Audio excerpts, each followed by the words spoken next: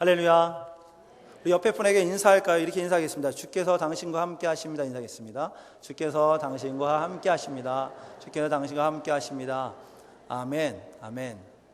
우리가 3월의 마지막 주를 보내고 있습니다. 그리고 사순절의 5째 주를 보내고 있습니다. 이제 4월 달을 새롭게 맞이하고 있는데, 무엇보다도 이 주간 동안 예수 그리스도를 많이 묵상하고 십자가를 묵상하는 우리 모두가 되기를 소원합니다. 묵상 가운데 주께서 함께해 주시고 저는 주님께서 우리 삶 가운데 역사하심을 경험하는 우리 모두가 될 줄 믿습니다. 예전에 코끼리를 냉장고에 넣는 3가지 방법이라는 유머가 있었습니다. 혹시 아십니까? 모르세요? 80년대 초의 유머인데요. 코끼리를 냉장고에 넣는 방법은요, 먼저 냉장고 문을 엽니다. 그리고 코끼리를 넣습니다. 그리고 문을 닫습니다. 그러면 되는 겁니다. 네. 그런데 그 직업별로도 그 방법이 틀리더라고요. 그래서 웨이트 트레이닝 하는 사람들은 그 코끼리를 냉장고에 넣는 방법을 코끼리를 러닝머신에 계속 태운답니다. 계속 태워서 살이 빠질 때까지, 냉장고에 들어갈 때까지 계속 빼고 그 다음에 집어넣는다라고 얘기합니다. 또 성형외과 전문의들은 그들의 지방 제거 수술을 해갖고 제거 수술해서 가죽만 언더를 한 다음에 냉장고에 집어넣는다 라고 얘기하고요. 또 다른 과 의사분들은 그렇게 얘기하더라고요. 뭐 내가 할 거 있냐? 인턴들 시키면 된다 얘기하고, 또 교수님들은 또 말씀하시기를 내가 할 게 없다, 조교들 시키면 된다 라고 얘기했다고 해요. 그리고 목사님들한테 질문했더니 목사님들은 한결같이 말하기를 전도사들 시키면 된다 라고 얘기했다고 합니다. 이야기 들으시면서 어떻게 생각하세요? 코끼리가 냉장고에 들어가고 안 들어가고 문제보다 괜한 코끼리를 시켜서 왜 냉장고에 집어넣을까? 이런 생각 안 드십니까? 코끼리는 그냥 코끼리로 살게 하지 왜 냉장고에 넣냐? 그 큰 덩치의 코끼리가 냉장고에 들어가면 그 웬 고생입니까? 살아있는 코끼리를 냉장고에 넣는다는 게 이게 웬 고생입니까? 그렇죠? 차라리 그냥 코끼리가 살던 편안한 그 광야에서 잘 먹고 잘 살게 하지 괜히 냉장고에 넣어서 고생시키냐라고 생각을 할 수가 있습니다. 근데 이 유머를 이렇게 들으면서 느끼는 것이 마치 코끼리가 우리와 같다, 나와 같다라는 생각을 해봅니다. 그 큰 덩치, 아무리 큰 냉장고, 가정용 냉장고가 있어도 코끼리가 들어가기는 쉽지가 않거든요. 근데 정말 큰 덩치의 코끼리가 냉장고에 들어가기 싫어서 아둥바둥대고, 그리고 큰 덩치 때문에 고생하는 그 모습, 근데 그 큰 코끼리 아둥바둥 되는 모습이 꼭 나의 모습 같다라는 생각을 해봅니다.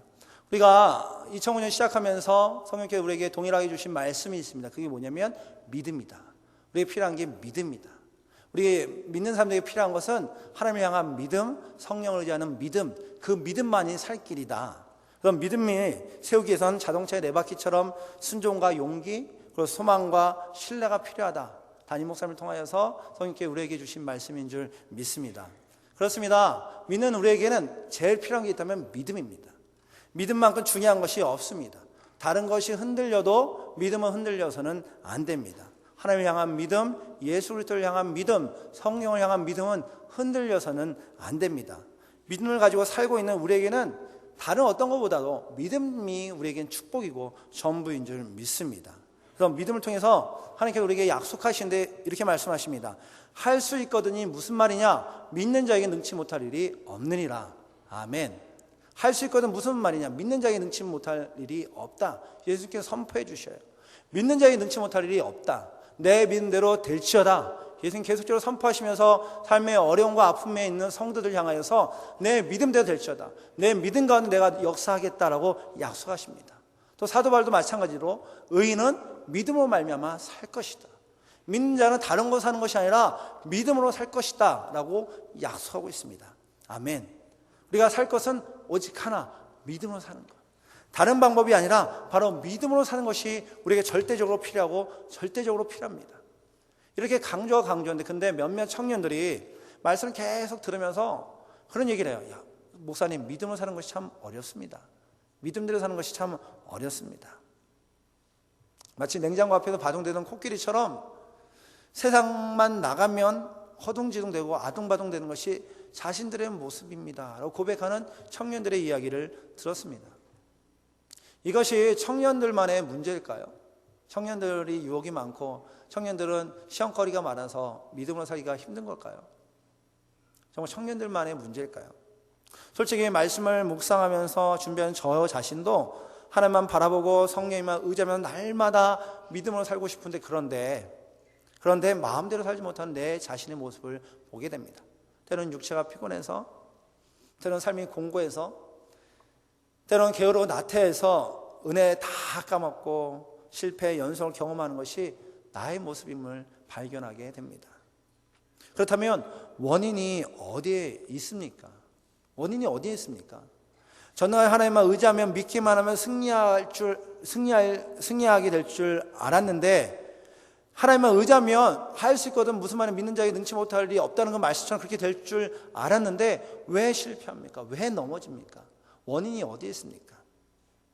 고민하던 중에 오늘 말씀을 묵상하게 되었습니다. 예수님께서 우리에게 믿음의 길을 가기 원하면서 이렇게 말씀하십니다. 우리 13절과 14절 말씀을 다시 한번 같이 읽겠습니다. 13절과 14절 말씀을 같이 읽겠습니다. 시작. 좁은 문으로 들어가라. 멸망으로 인도하는 문은 크고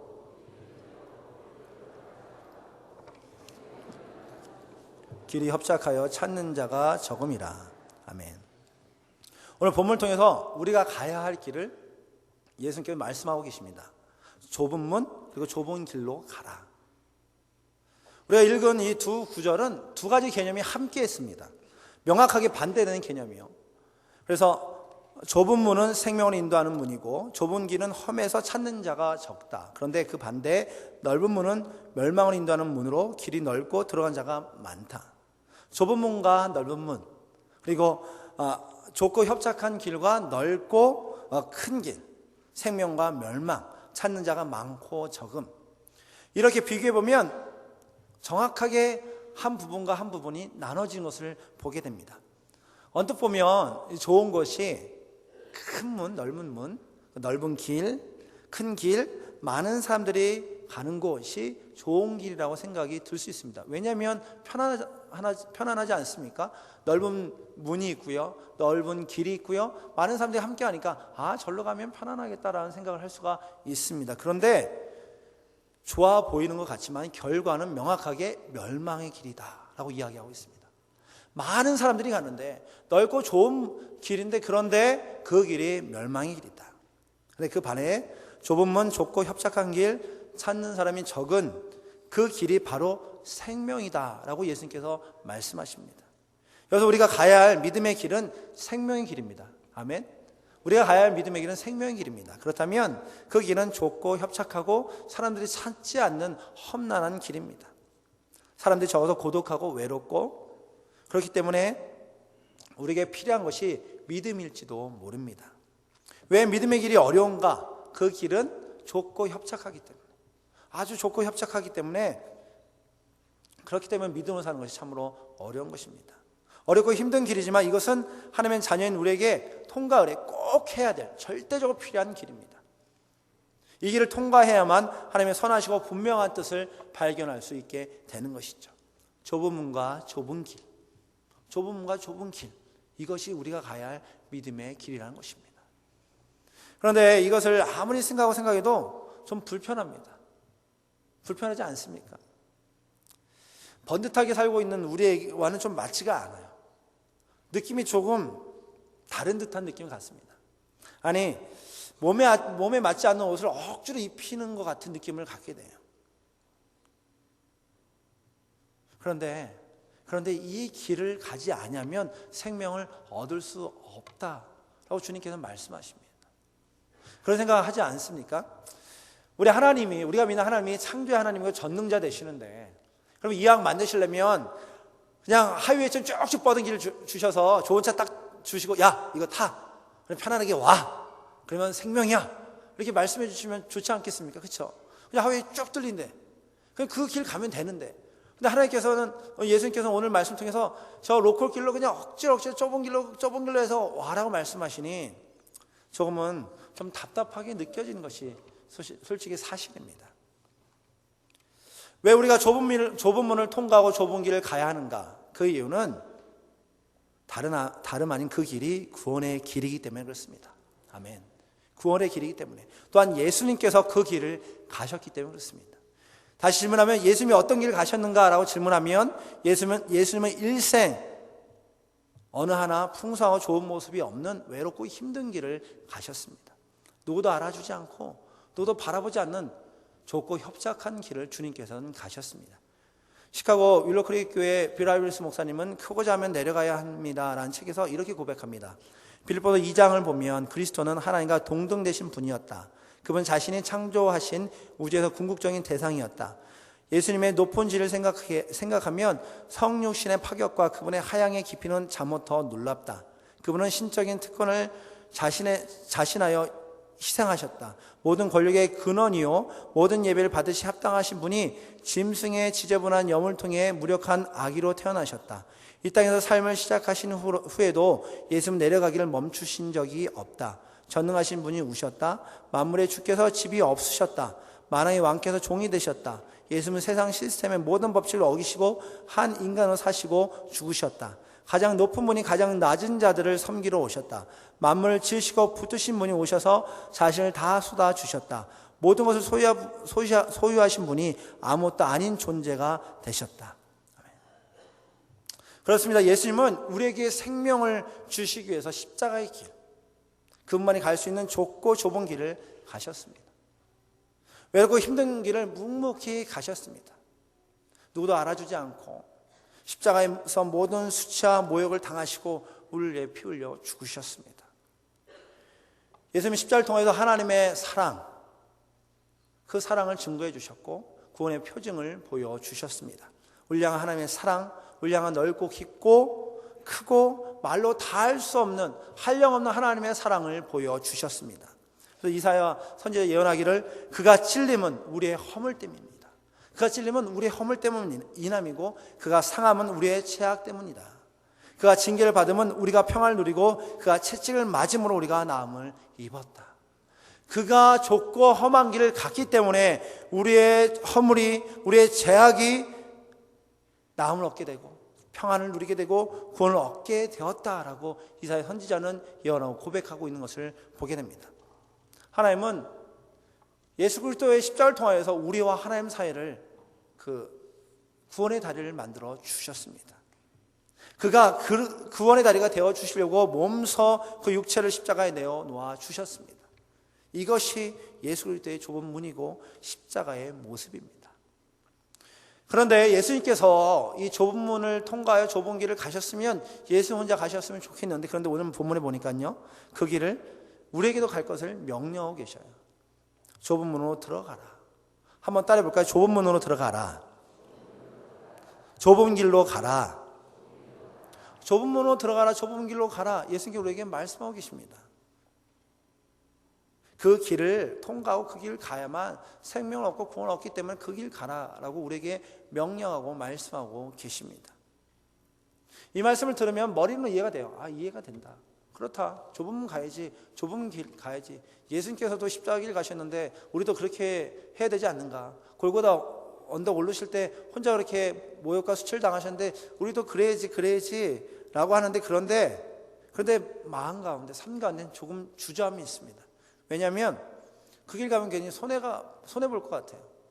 좀 포기해야 될 것 같고 버려야 될 것 같은 느낌을 갖게 됩니다. 그렇기 때문에 우리가 그런 손해볼 것 같은 느낌과 감정, 그런 삶 때문에 계속적으로 이야기하는 믿음의 삶을 살지 못하고 있는 것입니다. 왜 믿음대로 살지 못하는가? 여러분, 만약에 누가 여러분에게 왜 믿음대로 살지 못하십니까? 왜 믿음 가지고 살지 못하십니까? 라고 질문하시면 여러분 어떻게 대답하시겠습니까? 경제가 어려움을 탓하시겠습니까? 돈이 없어서 그렇다고 말씀하시겠습니까? 아니면 영어 못하기 때문에 믿음의 삶을 못 산다고 말씀하시겠습니까? 아니면 세상 유혹이 너무 심해서 내가 믿음의 삶을 살지 못한다고 말씀하시겠습니까?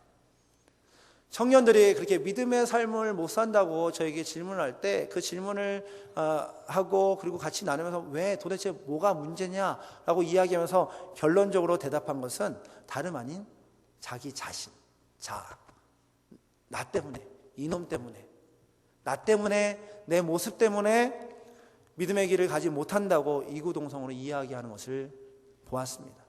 믿음의 길을 가는 가장 큰 걸림돌은 세상의 경제나 세상의 유혹 또는 다른 어떤 것이 아니라 내 자신이 문제라는 것이죠. 마치 너무 큰 코끼리가 냉장고 앞에 있는 것처럼 거기 들어갈 수 없어서 주저하고 도망 다니는 그 코끼리의 모습처럼 좁은 앞에서 내 자신이 너무 커서 들어갈 수 없다고 거부하고 도망 다니는 모습이 우리의 모습이라는 것입니다. 이렇게 주저하고 고민하는 우리에게 예수님께서 다시 한번 말씀하십니다. 마태복음 16장 24절 말씀에 누구든지 나를 따라오려거든, 예수님을 따라오려거든 자기를 부인하고 자기 십자가를 지고 나를 따를 것이다.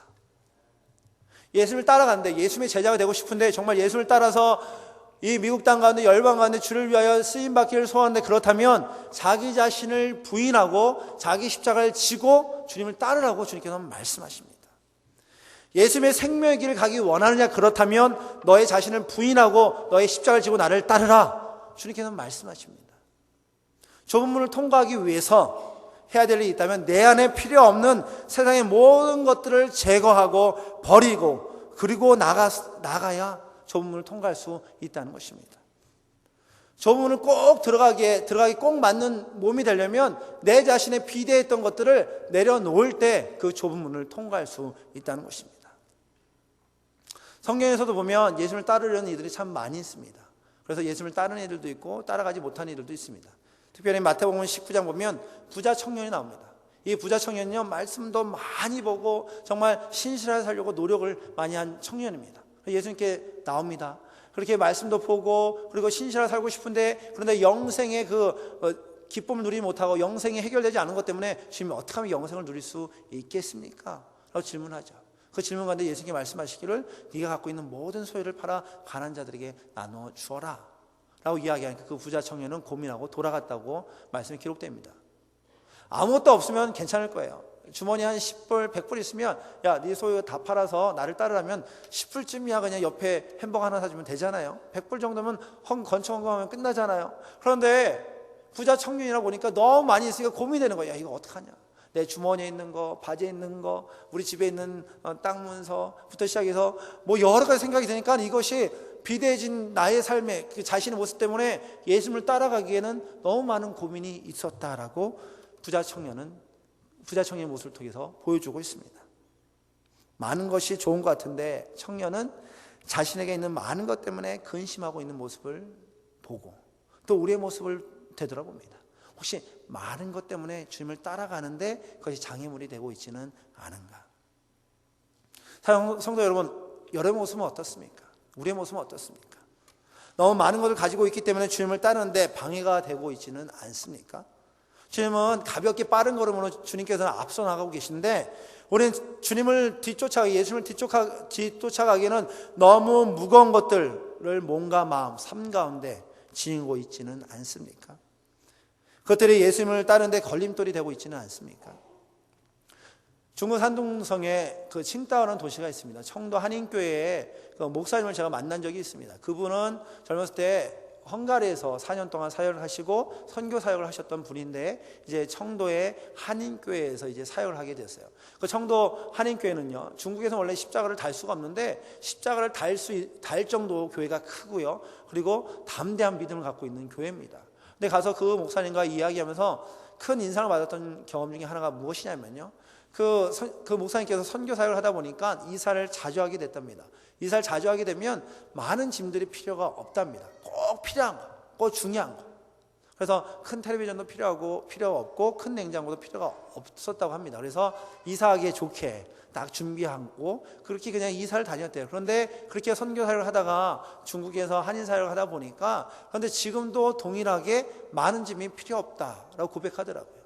교회가 크고 좋은 것을 많이 누릴 있음에도 불구하고 그 많은 게 필요 없답니다. 왜냐하면 몸에 뱉기 때문에 그냥 적당하게 알맞게 살다가 이사라면 이사하고 가라면 갈 정도의 그 믿음의 고백, 그 모습을 보면서 우리가 살아야 될 모습이 어떤가 다시 한번 되돌아 보았습니다. 예수님을 따를 때에 간편하고 간단하게 따라갈 수가 없겠는가? 정말 믿음 하나, 그 믿음 하나 붙잡고 살 수 없겠는가? 주님 믿음 하나면 충분합니다. 주님 믿고 따라가겠습니다. 그 믿음 때문에 그 믿음 가지고 정말 주님을 따라갈 수 없겠는가? 사실 그런 고백을 함에도 불구하고, 그런 기도를 함에도 불구하고 우리는 아직까지 내 안에 많은 세상의 가치관과 욕심을 가득해서 예수님을 따라가기에는 무거운 삶을 살고 있습니다. 자기 부인하기보다는 예수님을 부인하고, 내 십자가를 지기보다는 예수님께 내 십자가도 하나 더 얹어주고, 예수님 십자가 지고 가면 우리 그냥 그 뒤에 따라가고 있는 모습이 우리의 모습이라는 것이죠. 그런 우리에게 갈라디아서 2장 20절에 사도 바울은 이렇게 고백합니다. 내가 그리스도와 함께 십자가에 못 박혔나니, 그래서 이제 내가 산 것이 아니라 오직 내 안에 그리스도께서 사신 것이다. 내가 그리스도와 함께 십자가에 못 박혔나니, 그런즉 이제는 내가 산 것이 아니라 이제는 내 안에 그리스도께서 사신 것이다. 그래서 이제 내가 육체 가운데 사는 것은 나를 사랑하사 자기 몸을 버리신 그리스도를 믿는 믿음 안에 사는 것이다. 하나님의 아들 예수 그리스도를 믿는 믿음 안에 사는 것이 육체 가운데 사는 이유이다. 아멘. 내가 사는 이유가 다른 것이 아니라 예수 그리스도와 십자가, 그분을 따르는 것이 나의 삶이고 중심이고 그 삶의 목표라고 사도 바울은 고백하고 있습니다.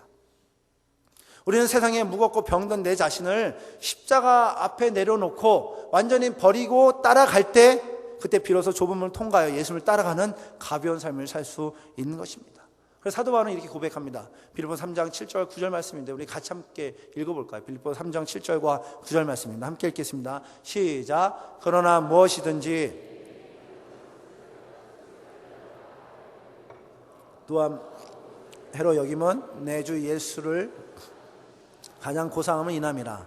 내가 그를 위하여 모든 것을 잃어버리고 배설물로 여김은 그리스도를 얻고 그 안에서 발견되려 함이니, 내가 가진 의는 율법에서 난 것이 아니요 오직 그리스도를 믿음으로 말미암은 것이니 그 믿음으로 하나님께서 난 의라. 아멘.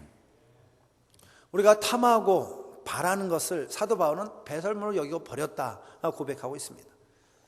여러분, 배설물이 우리 몸 안에 쌓이면 어떻게 됩니까? 처음에는 냄새가 나죠.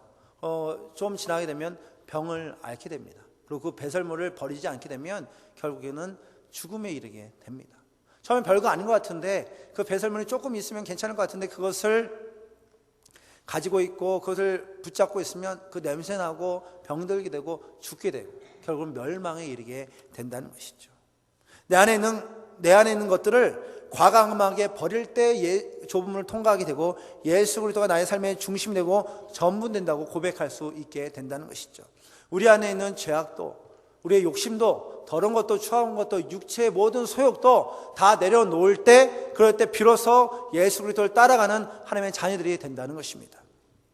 그래서 마틴 로이드 존스 목사님은 그의 책 십자가에서 크리스천을 점검해 보는 가장 좋은 길은 이렇게 얘기합니다. 그가 십자가만을 자랑하는지 아닌지, 십자가만을 높이고 있는지 아닌지, 그것만을 뽐내고 있는지 아닌지, 그것만 보면 된다고 이야기합니다.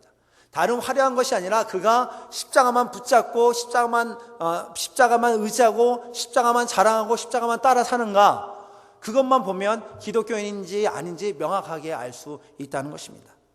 내 것을 내려놓는가, 십자가를 붙잡는가. 내 것을 내려놓고 십자가를 붙들 때 그때 비로소 그리스도인의 삶을 살 수 있게 된다는 것이죠. 썩은 양식을 위함이 아니라 영생을 위한 생명의 양식을 붙잡는 삶, 예수 그리스도의 십자가 중심인 삶, 그 삶을 살기 위해서 내가 갖고 있는 세상의 부패하고 비대한 것들을 내려놓을 때, 과감히 버릴 때, 그때 비로소 좁은 문과 좁은 길을 걸어가며 주님과 동행할 수 있게 된다는 것입니다. 오늘 시간 우리가 믿고 선포하기를 소원합니다. 우리 안에 있는 세상의 욕심과 소욕, 제약된 모습이 있습니까? 오늘 시간 예수 그리스도의 이름으로 선포하며 내려놓으십시오. 내 안에 모든 더러운 것은 떠나갈지어다. 내 안에 있는 육체 소욕은 떠나갈지어다. 내 안에 있는 악한 죄악된 것은 예수 이름의 명함에 떠나갈지어다. 선포할 때에 우리는 비로소 예수 그리스도를 따라가는 하나님의 자녀들이 될 줄 믿습니다. 이제는 우리는 좁은 문을 통과하는 방법을 알게 됐습니다. 이제는 좁은 길을 이제 가야 할 차례입니다. 그런데 감사하게도 주님께 말씀하십니다. 좁은 길이 협착하고 좁다. 그 길은 아무도 안 가는 길이다. 디렉션을 분명히 보여주셨어요. 너희들이 가야 할 길이 이 길이다. 그럼 우리는 그 길을 가기만 하면 돼요. 빨리 갈 필요도 없습니다. 그냥 눈에 보이는 대로 가면 됩니다. 그래도 하나님의 말씀을 순종하고 하나님의 말씀하신 대로 따라가기만 하면 됩니다. 그리고 그 여행은 짐이 많이 필요하지도 않습니다. 그냥 믿음과 순종, 용기와 소망, 신뢰만 가지면 됩니다. 그런데도 불구하고 아직까지도 우리에게 매달려 있는 모습에 몇 가지가 있어요. 여러분, 등산에 여행을 다니신 분들은 알겠지만 처음 여행 다닐 때는 재밌는 게, 처음 여행 다닐 때는 짐을 막 싸요. 그렇죠? 옷도 하나만 필요한데 한 10개 싸고요. 그리고 드라이기부터 해갖고 이게 고데기, 화장품도 10개, 20개. 그러다 보면 비행기 타기 전부터 벌써 다 버려야 될 것도 있어요. 이거 갖고 들어가면 안 됩니다 해서 버려야 되는 것도 있고요. 나중에 그 많이 챙긴 것을 가지고 여행을 하고 돌아와서 집에 와서 보면 손도 안 댄 그 옷도 있고 짐도 있습니다. 그래서 보면서 참 미련하다. 차라리 놔두고 갔으면 옷 2-3벌 가지고 중요한 거 갖고 갔으면 편안하게 가볍게 갈 수 있는데 참 미련하다 하는 생각을 해봅니다. 저희 자녀들도, 우리 딸들도요, 제가 이 교회 가게 되면 얘들이 분주해져요. 뭐 하나 보면 가방에 책을 한 10권 있게 싸고요. 그리고 장난감 핸드폰 옆에 끼고요. 인형도 하고 옷도 2개, 3개 입고 가방 메고 따라와요. 그래서 야, 가면 보지도 않잖아. 그러면 아니라는 거예요. 필요하다는 거예요. 그럼 가방 갖고 이제 교회 오죠. 교회 오면 이제 가방을 이제 내려놓고 그때부터는 친구들 만나고 예배드리고 분박 공부하고 끝날 때 되면은 다시 그 가방 메고 들어갑니다. 손도 안 됩니다. 가방 열지도 않아요. 좀 미련하죠. 아무리 설명해도 야, 가져가지 마라 해도 그게 고집을 펴요. 가져가야겠다. 그런데 이 모습이 마치 우리의 모습이라는 것이죠. 주님이 좁고 협착한 길을 가려면 우리 빨리 내려놓고 가야 되는데, 그럼에도 불구하고 다 짊어져요. 세상 짐, 옆에 있는 짐, 내가 가져야 될 거, 욕심, 친구들 거, 우리 자녀들의 소망, 이런 거 다 짊어지고, 그리고 따라간다고 하니 좁고 협착한 길을 가는데 얼마나 힘듭니까? 아까도 내려놓다고 고백했음에도 불구하고 아직 주렁주렁 매달려 있는 게 너무 많이 있다는 것이죠. 옆에 있는 집사님들이 빨리 가면은 왜 이렇게 빨리 가냐고, 힘들어 죽겠는데 왜 먼저 가냐고 이런 얘기만 하고, 정작 나의 무거운 것들은 보지 못하는 미련한 모습이 우리의 모습이라는 것이죠. 한국에 거창고등학교라는 고등학교가 있습니다. 여기는 기독교 학교로서 기독교 정신으로 기독교인을 만들어내고 그들이 세상을 변화시키는 소원하는 마음으로 학교를 만들었습니다. 거기서 직업 10계명이라는 것이 있습니다. 제가 청년들에게 몇 번 이야기했는데 그 10계명 한번 들어보십시오. 첫 번째, 월급이 적은 쪽을 택하라. 두 번째, 내가 원하는 것이 아니라 나를 필요로 하는 곳으로 택하라. 세 번째, 승진의 기회가 거의 없는 곳으로 택하라. 네 번째, 모든 조건이 갖춰온 것을 피하고 처음부터 시작해야 하는 황무지를 택하라. 다섯 번째, 앞다투어 모여드는 곳은 절대 가지 마라. 아무도 가지 않는 곳을 가라. 여섯 번째, 장래성이 전혀 없다고 생각하는 곳으로 가라. 일곱 번째, 사회적 존경 같은 것을 바랄 수 없는 곳으로 가라. 여덟 번째, 한가운데가 아니라 가장자리로 가라. 아홉 번째, 부모나 아내, 약혼자가 결세받는다는 곳이라면 틀림없다. 의심하지 말고 가라. 열 번째, 왕관이 아니라 단두대가 기다리고 있는 곳으로 가라. 또 이 이야기 하면요, 이제 남편분들이 거봐라, 이거 맞다 그러고 하지 말라는 비즈니스 뭐 이렇게 여시고 이런 분들이 있는데 그거는 조심하시고요. 이 이야기는 지금 오늘 본문에 맞춰서 만들어 놓은 것 같아요. 좁은 문을 가라, 좁은 길로 가라. 그것이 생명이다. 사실 우리는 서울의 명문대 아니면 아이비리그에 가는 것이 우리 자녀들의 목표 아닙니까? 거기 가야 그 대학을 선호하고 양지바른 곳에서 많은 돈을 벌어야 잘 되었다 칭찬받고 사람들에게 좀 떳떳하게 자랑하고, 우리 자녀가 의사가 되었고 우리 자녀가 교수가 되었고 우리 딸이 이렇게 되었고 저렇게 되었고 막 자랑하고 싶지 않습니까? 아마 제가 이야기를 했을 때 여러분 중에 우리 자녀가 이 10계명을 좀 몰랐으면, 안 들었으면 하는 분이 있을지도 모릅니다. 제발 월급이 적은 것이 아니라 많은데, 사람들이 인정받는데, 승진의 기회가 많은데, 그럼 모든 조건이 있는 곳, 그리고 앞다투어 모여드는 곳, 그리고 장래성이 있는 곳, 사회적 존경을 받는 곳, 이런 데를 가기를 원하시지 않습니까? 그런데 중요한 사실은 이 모든 10계명을 합치면 예수님께서 원하시는 것, 예수님께서 원하시는 좁은 문과 좁은 길이 된다는 것입니다. 세상에 보면 불평스럽고 힘든 길이지만 예수님께서는 그 길을 가시고 또 우리와 함께 그 길을 가기를 원하십니다. 아브라함을 보십시오. 하나님께서 아브라함에게 명령하셨어요. 그 뒤에 아브라함의 모습 보면 그는 그의 고향도 집도 친척도 다 버리고 주님을 따릅니다. 평생 살았는데, 평생 가꿨는데 그를 일순간에 포기하고 하나님을 따릅니다. 베드로는 어떻습니까? 고기잡이 배를 또는 그물을, 자기가 잡은 물고기들을, 모든 것들을 다 포기해요. 그리고 주님을 따릅니다. 왜냐? 주님께서 따르기를 요청하고 있으니까 말입니다. 여러분 모습은 어떻습니까? 우리가 가야 할 길이 어떤 길인지 잘 알고 있습니다. 그런데 그 길을 가야 함에 있어서 여러분의 마음가짐은 어떻습니까? 정말 주님을 따라가기에 부족함 없도록 모든 것을 다 내려놓고 계십니까? 날마다 포기하고 나를 부인하고 십자가를 따르려는 마음과 고백이 되어 계십니까? 예수님이 원하시는 그 길은 결코 넓고 편안한 길이 아닙니다. 좀 힘들고 어려울 수 있고 좁고 힘든 길이지만 그러나 그 길을 주님께서는 가기를 원하고 계십니다. 그래서 우리는 준비해야 될 일이 있습니다. 마음가짐을 단단히 해야 됩니다. 믿음을 가져야 됩니다. 주님 믿음을 주십시오. 우리가 필요한 것이 믿음입니다. 믿음을 가지고 이 길을 묵묵히 가기를 원합니다. 좁고 협착한 이 길이지만 외롭고 고독한 길이지만 주님과 함께라면 가겠습니다. 누가 함께할 수 없는 길이지만 주님과 함께라면 내가 가겠습니다. 주님 내가 주님과 함께 이 길을 가겠습니다. 주님 이 길이 힘들고 어렵지만 그러나 이 길을 가게 되면 이 길을 통해서 세상에서 비교할 수 없는 평안과 기쁨을 우리에게 허락하실 줄 믿습니다. 십자가 지고 주님을 따라가게 하여 주시옵소서. 이 길은 앞에서 끌어주고 뒤에서 끌어줄 수 있는 좋은 길입니다. 다른 성도들이 힘들고 어려우면 그들을 위해서 기도하고 함께 끌어주면서 생명의 길을 갈 수 있는 그런 길입니다. 기도로 중보할 수 있는 그런 길입니다. 또한 힘들어하는 이들의 짐을 대신 짊어질 수 있는 그런 길입니다. 나 혼자 잘 되고 나 혼자 많은 것을 얻는 것이 아니라 서로 나누고 서로 힘쓰고 서로 격려하고 서로 기도해 줄 수 있는 그런 귀한 길이 바로 주님께서 원하시는 이 길입니다. 어렵고 힘들지만 좁고 험한 십자가 길을 가면 우리는 그 길을 통해서 찬양할 수 있고 행복하다고 고백할 수 있게 되는 것입니다. 이 길에 세상이 줄 수 없는 영생, 생명이 이 길 끝에 있습니다. 그래서 히브리서 12장 2절에 보면 이렇게 고백합니다. 믿음의 주여 또 온전케 하신 예수 그리스도를 바라보자. 십자가 길을 가기 위해서 좁고 협착한 길을 가기 위해서 우리 필요한 것은 믿음의 주여 또 온전케 하시는 예수 그리스도를 바라보는 것. 다른 것을 바라보는 것이 아니라 예수 그리스도를 바라보고 오직 예수 그리스도만 바라보고 따라가는 것. 이것이 우리에게 필요하다고 히브리서 기자는 고백하고 있습니다. 그래서 바라보게 되면 저는 그 앞에서 있는 즐거움을 위하여 십자가를 참으사 부끄러움 개치 아니하셨더니 하나님의 우편에 계시느니라. 예수 그리스도를 바라보면 그 예수 그리스도를 바라봄으로 그 안에 즐거움을 누리게 된다.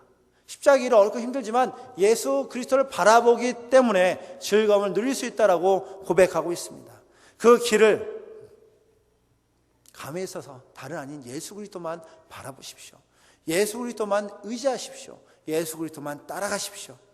불신자들이 가는 넓은 길에 미련을 두지 마십시오. 그냥 옆에 넓은 길이 있다 할지라도 그 길에 미련을 두지 마십시오. 과거의 것에 얽매이지 마십시오. 이미 버리셨습니까? 그러면 온전히 믿음의 주인 예수 그리스도만 바라보고 나가십시오. 그러면 그 길이 생명이고 그 길이 영생의 길임을 경험하게 될 것입니다. 이게 좁은 길 가는 우리에게 베드로전서 1장 7절에 이런 은혜와 축복을 허락해 주신다고 약속하십니다. 너희 믿음의 시련이 불로 연단하여도 없을 금보다 더 귀하여 예수 그리스도 나타나실 때 칭찬과 영광과 존귀를 얻게 하려 함이라. 한번 따라해 볼까요? 칭찬과 영광과 존귀를 얻으리라. 아멘. 칭찬과 영광과 존귀를 얻는 이는 누구인가? 좁고 험한 그 길을 가느니, 좁음을 통과하여 좁은 길을 가는 그들에게 칭찬과 영광과 존귀를 얻게 해주시겠다라고 약속하고 있습니다. 이제 우리가 믿음으로 고백할 차례입니다. 어느 길을 갈 것인가? 아직도 넓고 편한 길을 선호하겠는가? 아니면 좁고 힘들지만 예수 그리스도와 함께하는 그 길을 갈 것인가? 만약 예수 그리스도와 함께하여 그 길을 가기 원한다면 그렇다면 우리가 필요한 것이 있습니다. 내 모든 것을 내려놓는 것, 과감하게 내려놓는 것, 아직까지 붙잡고 있는 것, 여러분의 욕심, 여러분이 하고 싶어 했던 그 모든 것들, 여러분의 삶의 그 무거운 것들을 예수 그리스도 앞에 내려놓는 고백이 필요합니다. 이 시간 고백하기 원합니다. 내가 주인 삼았던 모든 것을 내려놓기 원합니다. 주님, 다른 무엇보다도 내가 주인 삼았던 모든 걸 내려놓기 원합니다. 여러분 주인 삼았던 게 무엇입니까? 예수 그리스도 십자가 외에 다른 것이라고 고백된다면 오늘 시간 내려놓으십시오. 주님, 내가 주인 삼았던 그 모든 걸 내려놓기 원합니다. 그리고 좁은 문이고 좁은 길이지만 주님을 따라가기 원합니다. 주님 따라가기 원합니다. 나를 붙잡아 주시고 믿음을 더하여 주셔서 주님을 따라가는 이 시간 되게 하여 주시옵소서 라고 고백하는 이 시간 되기를 원합니다. 우리 찬양하고 기도하기 원하는데요. 내가 주인 삼아 모든 건 내려놓고 내 주 대신 주 앞에 나가 내가 사랑했던 모든 건 내려놓고 주님만 사랑해. 이 찬양 우리 한번 찬양하고 함께 기도하기 원합니다. 주님, 내 모든 내려놓겠습니다. 내 모든 주인 됐던 거 내려놓겠습니다. 온전히 주님만 바라고 십자가만 바라보며 살겠습니다. 라고 찬양하고 고백하며 기도하는 이 시간 되기를 소원합니다.